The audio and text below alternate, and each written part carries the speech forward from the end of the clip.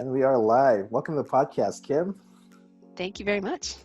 Well, I'm super excited to have you on the podcast. I've had a few nonprofit leaders be on the podcast, but I'm super excited to have you on the podcast. You're obviously the CEO of the Women's Emergency Shelter, and you have a ton of experience in program delivery, and I saw a little bit of your LinkedIn profile too. So before we jump into all of that, perhaps give us a little backstory on who Kim is. Sure.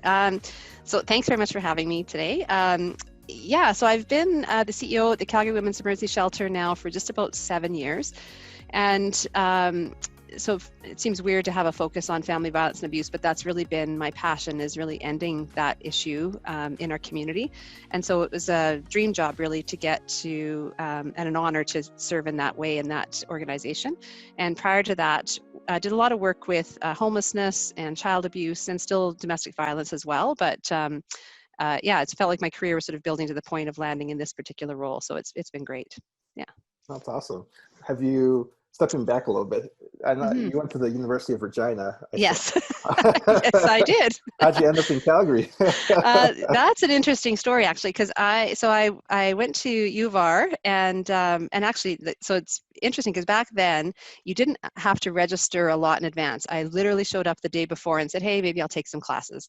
And I know it's far more competitive now and different, but I landed in sociology and loved it, just fell in love with it. I did my first degree in that and thought that I would be able to get out of school and have the world by its tail and just, take on big challenges. And I was offered a job as a filing clerk, and in a small office, and I thought, this is not what I thought I was going to be doing. So at that time in Saskatchewan, jobs were tough to come by. And so I thought, well, Calgary, I'd always loved the idea of Calgary. So I really just hopped in my car and came to Calgary and decided to start a new life here. And then very quickly realized that it was incredibly competitive here and very high paced, great energy and so on, but decided I needed to go back to school again. So I then went to U of C for quite a long time and entered the nonprofit sector here in Calgary. So I actually never worked in Saskatchewan in my field. So yeah. Oh, wow. That's interesting. Yeah. Did you always envision working in nonprofits, or is that kind of something you fell into? Probably I didn't understand that the kind of work that I wanted to do could have been in something in a more corporate setting, but I always was drawn to helping people. So I just thought that I wanted to be the best at doing that, which is why I kept going to school as well. But it just seemed like I was so interested in like dynamics, relationships, what you could do to help people be their best and be healthy. And I didn't at the time understand that actually could have been, I could have done that in a corporate setting too. So I fell into, I think I more likely fell into the nonprofit world, and then very quickly realized that I'm quite a values-driven person. And so I loved the work. I didn't realize that there'd be, it's not called nonprofit for a reason. But so that's in there. But I've always been drawn to that kind of work that deals with relationships and connections and is about, helping people be better and equitable in the community. And then the ending violence thing came a little bit later, but I've always been drawn to that kind of work.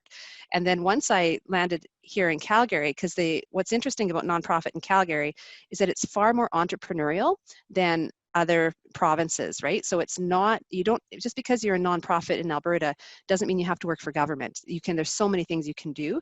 And so that really excited me. And then I just ended up staying in nonprofit because of that. Absolutely. Mm-hmm. For those who don't know, maybe some of the listeners don't know, but what does the Calgary Women's Emergency Shelter do that maybe some of our listeners won't know? Sure. So you hear our name and you think shelter, right? So that's the Cornerstone program. So we do have a 50-bed shelter in Calgary, but we also have counseling and outreach to work with people around creating safety plans, making sure that their relationships are safe, making changes in their lives so that they can live lives free of family violence and abuse. One thing that people don't often realize that we do is we do a ton of work with men. So we've been working with men since 1993, and we're really about helping families be healthy, whether they choose to stay together or not. Often kids are involved, so our largest client group is children. And so we're really dedicated to helping men and women be their best selves, best co-parent, best partner. We know that people will repartner, and so we are very invested in helping people learn and grow and change. And that's really exciting to me about the Calgary Women's Emergency Shelter, because it really is about hope, change, and the possibility of healthy and safe relationships. Absolutely. Yeah. Actually, one thing that kind of struck my attention is you mentioned that nonprofits here in Calgary are a little bit more entrepreneurial. Mm-hmm. It's funny you say that actually too, because I interviewed a couple other nonprofit leaders and they said the same thing.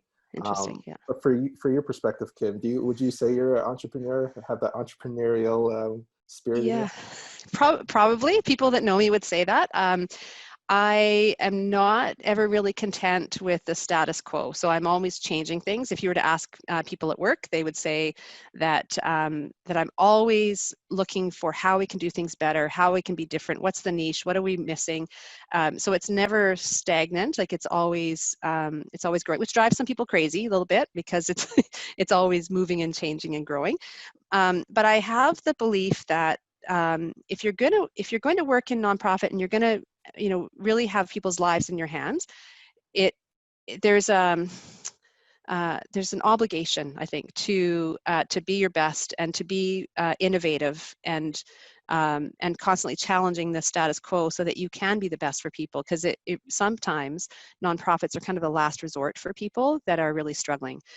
So yeah, I think I wouldn't do well in just like sort of a government setting where there's a bureaucracy and so on. I like to sort of bend the rules, try things differently, and shake it up a little bit. So like we're currently launching an app in Calgary that helps with knowing when there are shelter vacancies and that sort of thing. So we're always sort of adding these different ways of doing things in our work. Yeah.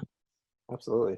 No, I like to call it intestinal fortitude. So a lot of Ah. entrepreneurs have, and you actually picking up from Regina and going to Calgary, I think that takes a lot of intestinal fortitude there too.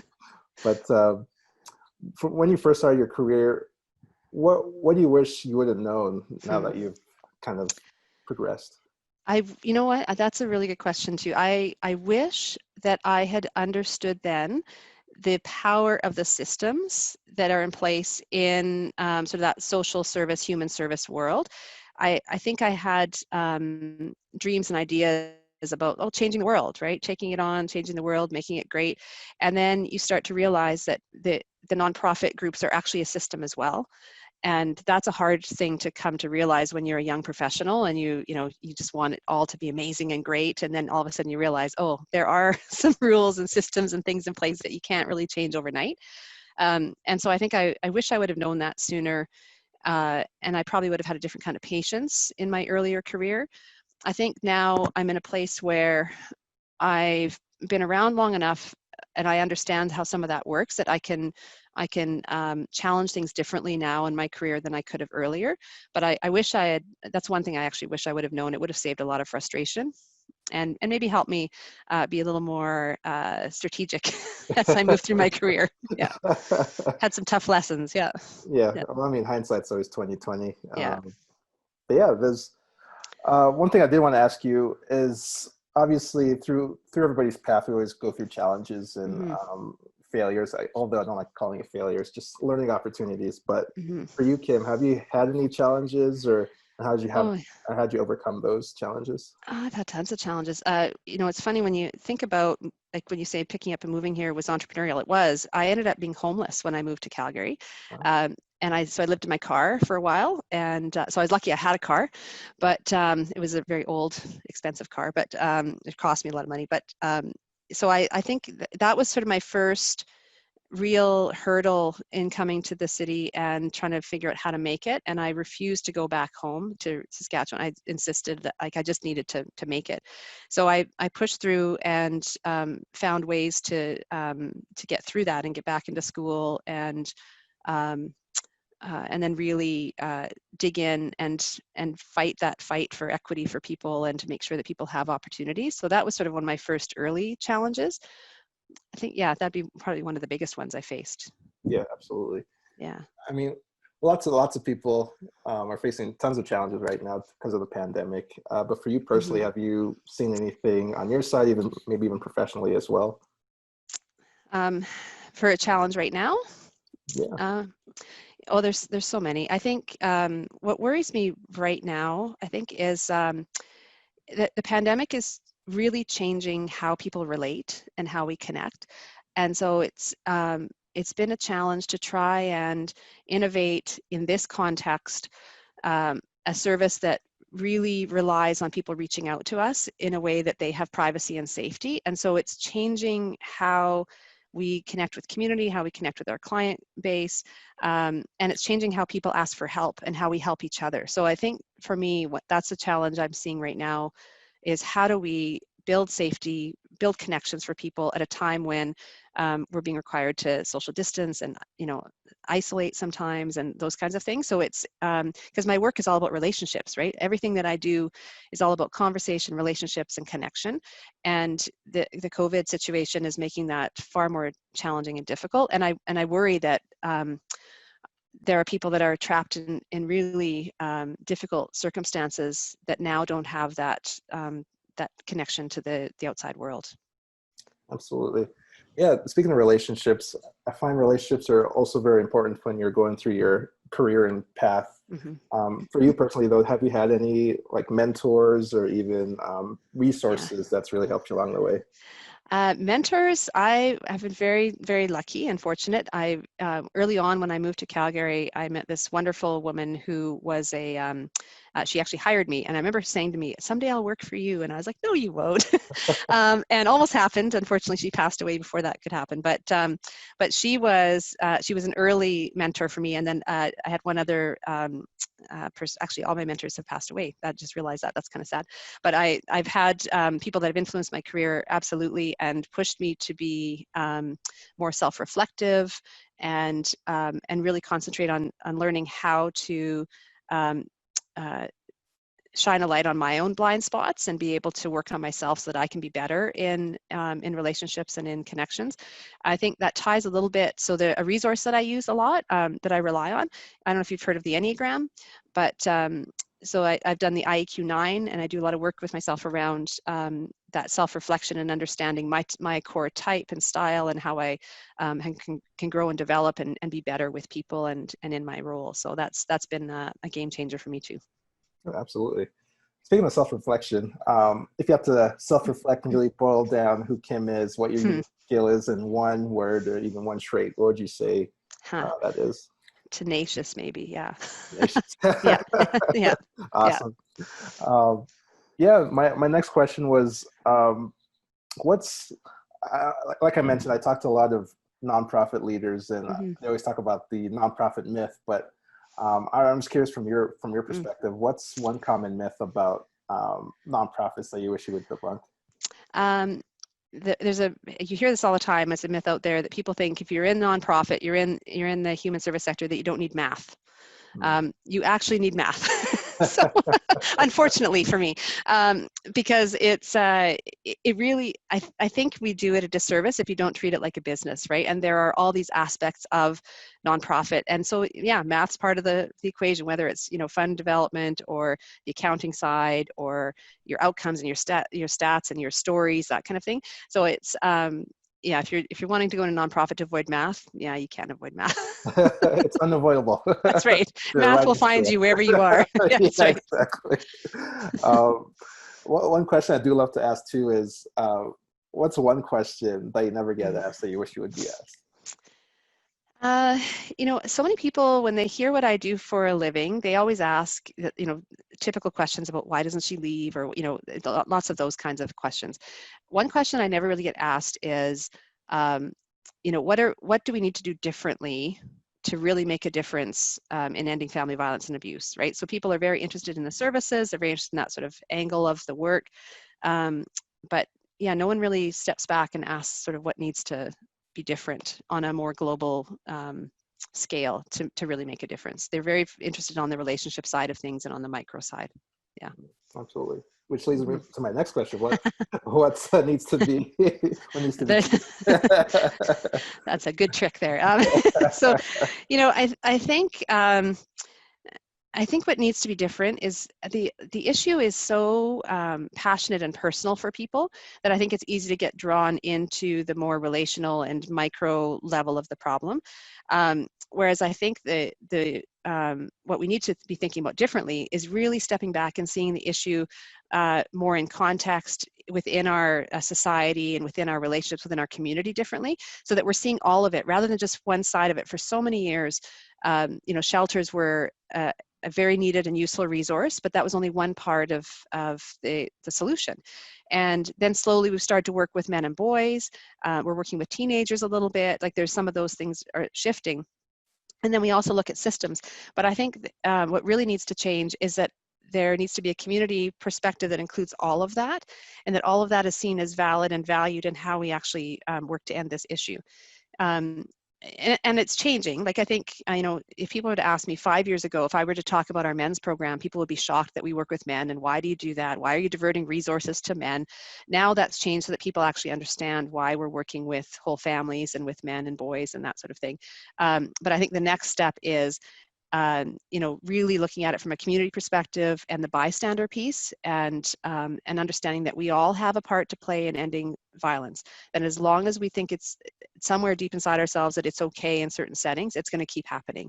And so that shift needs to really be all-encompassing and include all of those angles of the issue, and have us sort of united on at least having an inquisitive stance to it about how can we as community members make a difference.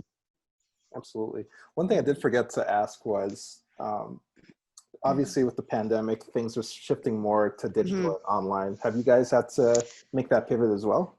Yes, we have, which is a painful one for social workers sometimes, because the technology, we're so used to being in relationship with people and face-to-face counseling. So we made shifts early. To access the services, you can access it all digitally now. You can chat, text. There's a lot of email as well as phoning. So that helped in the early days, because originally, like when the pandemic first hit, our rates of people coming into the shelter dropped really fast. And we believe that's because people couldn't get away to make a phone call in private, right? Or because typically when people would come to shelter, they would do it, when they were away from their family, they would make those phone calls. And so now, everyone was quarantined together, or self-isolated together, and that couldn't happen. So once we made those digital shifts, the numbers came back up, and then our counseling and our groups and everything have all been launched digitally. And so we've got some great, Zoom groups happening and ways of connecting with people there. And so and I don't see that changing too much going forward. I think that'll become a way of doing business. I don't think it might go back a little bit, but I could see this really changing how human service work happens, right? So it's been an interesting experiment for sure. Absolutely. And you even hear the stories of just other companies just shifting 100% to remote. It would be interesting to see what the new normal is going to look like post COVID. Yeah. Which kind of leads me to my next question. How has Calgary changed, or maybe even the nonprofit industry changed from when you first started to now? It's quite different. I think to keep with that technology thread, that's one angle that I think is very different from when I started. Now there's far more integration with technology now. Like, and when I first started, I used to have to carry a pager and then you'd have to run and find a payphone, right, to make those calls. Right. So it's very different. Now there's this accessibility that is good and bad, because I think it's harder to put, boundaries and limits on your life as well. That's very different. I think the other thing that's different, which is I think a really positive change, is the realization that nonprofit is actually, it's a business, right? Like it and people that access nonprofit services and products deserve really good quality and a great product. And so that has led to basically, I think, more of an investment in leadership, more of an investment in developing people, which I think is a positive thing, because I firmly believe all the services that we offer, they've got to be good enough for like my daughter, my sister, my friend, right? And so when you put that lens on it, now the outcomes become important, the stories become important, the quality is really important. And so I think that has all shifted and become more front and center probably in the last 10 years. Absolutely. And one thing I did see, kind of going back again, was that you're an instructor at the U of C. Yes, I did. Yes. How did that experience help you kind of in your leadership path? Yeah, it was really fun to do that. We were part of a group that helped develop the curriculum for the homeless certificate, like so helping staff learn how to work really well and effectively with homeless populations. And then that was so it was in the faculty of social work or continuing ed that we worked. And it was really humbling, I think, for me to be working with students who are sort of back where I remember being in that seat, right? And trying to really bring forward to them all the things that I thought I needed at the time. And so I think it impacted me in a way that I try and be really reflective on the audience that I'm working with or who I'm connected with and what is it that they need. And so that was a really neat experience to be able to work alongside them and have those conversations, those generative conversations about what's working, what's not in the field, and for such a vulnerable population too. And to be connected with students who are still excited and learning and starting out and not cynical yet was really lovely. Yeah. Awesome. I only have a couple more questions for you here, Sure. Kim. One thing I'm curious what's Kim curious about? Hmm. I'm curious about what's next for us, and for the nonprofit sector. There's like resources are decreasing, fund development's becoming more difficult. We've seen governments have to spend a ton of money just to keep our community and our society sort of going. Alberta has some particularly unique challenges with the oil resources and that sort of thing. So I'm curious about how does our human service sector evolve itself in this next iteration? I think that for so many years, lots of organizations have been sort of, if you think of them as developing like human beings too, right? Like the organizations have these developmental stages, I think, and our sector has been functioning at a certain level for a long time, and now these challenges are pushing us to be different together and with each other as organizations and how we work together and how we work as teams. And so I'm curious about what this pandemic does to push us along that journey, maybe a little bit faster than we might want. So I'm excited for that too, but I'm curious what this means for us as professionals and what we need to develop in ourselves to be really great at this next challenge. Absolutely. I know for me personally, you have to develop lots of resiliency during this Mm-hmm. period. It's Yeah. definitely a tough time for everybody, but yeah, just gotta keep going. Yeah. Yeah. Absolutely. So my next question would be, where can our listeners connect with you online? Oh, so on LinkedIn, you can find me there under Kim Ruse. I think I'm the only Kim Ruse on there. I pop up. You can also reach me at the Calgary Women's Emergency Shelter, so you can find me there. So it's KIMR at CWES.ca. Perfect. And is there anything you're proud of, Kim, that maybe we haven't touched on in the interview? You know what? I think I'm proud of my team right now in how they've responded in this time of COVID, and I'm proud of my sector too. I think family violence and abuse is very like it touches so many people, and it is like one in two girls from the age of 16 will experience sexual or physical violence.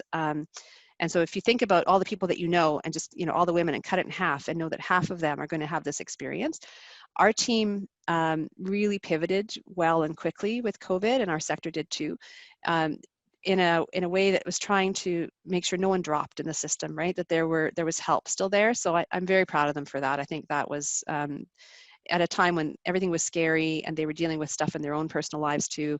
Everyone stepped up, and we were able to make sure that we had a safety net for people. Absolutely. And if for some of the listeners want to help out, or even you mentioned fund development is a little tough Oh yes. right now. How can some of the listeners connect and help you out there? Well, there's a few ways. So there's always, you can host third-party events. Our gala was canceled this year, so that was a big hit for us. But also we accept volunteers, so we look for skilled volunteers. But the other thing that people don't always think about how they can help, which really is one of the most impactful things you can do, is learn about the issue and learn how to be a good supporter for people. And so we've got a program called Take a Stand, and you can do it digitally, all online. It's like 45 minutes, and it helps you understand what the signs are of family violence and abuse that you might that your friends might be experiencing or your colleagues, and it helps you learn about safe ways to support people in getting to the help that they need. And so to me, family violence is it's a community issue. It's not a women's issue. It's not an individual issue. And that's one of the most important things you can do, is learn how to be a great supporter. And we know that people will disclose to friends and family before they ever call out to a helpline or to an agency. And how we respond in that moment to our friends and family will determine that help-seeking journey and how quickly they get to resources. And so the role of community is super important. So I would encourage people to take that. You can find it on our website, so calgarywomenshelter.com, I think. And if you just Google Take a Stand, it'll come up. Awesome. And I'll add those to the description Awesome. of the interview as well. So Awesome. Yeah, I really appreciate you being on the podcast, Kim. I usually like to end the podcast with the guest posing a question or a story to the audience. So I just want to ask you, do you have a question or a story to leave the audience remembering Kim Ruse? That's a hard one. I think I don't really have a story, or like I think I'm just going to look it up and see if it's on my phone here. One of the things that during COVID that we tried to do with our kids, so I've got 3 teenage girls, we tried to create family time in this time of disconnection and find places where we can really share differently, connect differently during this time. And one of my all-time favorite books or series is Lord of the Rings, which before the movies were popular, I was reading. So I read them every year, every summer for 30 years. So like hardcore. And my kids would not, like, they just couldn't get into it. They were like, oh, this is geeky, it's nerdy. But one of the quotes out of that book that I think really resonates today, and I think, so I finally got the girls to they finally watched Lord of the Rings, and now they're hooked, right? So that now they're actually reading it. So I'm really pleased with that. But one of the scenes in the movie and in the books is when Frodo is sort of lamenting that he's living in this time, and Gandalf turns to him and says, and so do all who live in these times, but it's about what you do with the time that you're given, right? So I think that's one thing. I know time is precious. I think COVID has shown us that relationships are precious, and so I just would encourage people to stay connected, think about where you're spending your time and your energy and your life force, and that would be all I would say, I think.